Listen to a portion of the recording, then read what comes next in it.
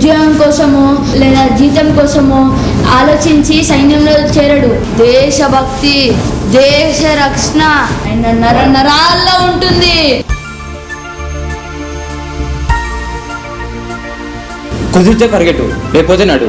అది చేత కాకపోతే పక్కుపో. అంతేకాని కదలకుండా అలా ఒకే చోటు ఉండిపోకు. మా నాన్నగారు కూడా ఈ దేశం కోసం తమ ప్రాణాలను అంకితం చేశారు తాతయ్య. నేను కూడా మా నాన్నలాగా ఈ దేశం కోసం ఏదో ఒకటి చేసి తీరుతాను. అన్ని ప్రభుత్వాలే చేయలేవు కదా తాతయ్య, మనం కూడా చేద్దాం. కేవలం అబ్బాయిలే కాదు, అమ్మాయిలు కూడా ఏదైనా సాధించగలరని నిరూపిస్తా. మీరే రేపటి భారత పౌరులు. ఏంటన్నా ఇవ్వమనంతా మనం వేరే డబ్బులు పుష్కలం ఉన్నాయన్నా, మానే అన్న ఇవన్నీ. నువ్వేమన్నా రావణాసుల తమ్ముడు విభూషణ్ అనుకుంటున్నావా?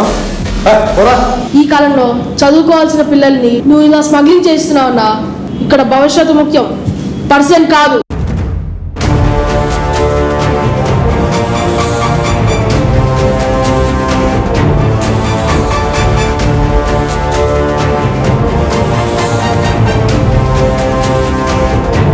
మిమ్మల్ని అందరినీ చూస్తుంటే అమరవీరులైన మన స్వాతంత్ర సమరయోధులు మీలో పుట్టినట్టుగా అనిపిస్తుంది.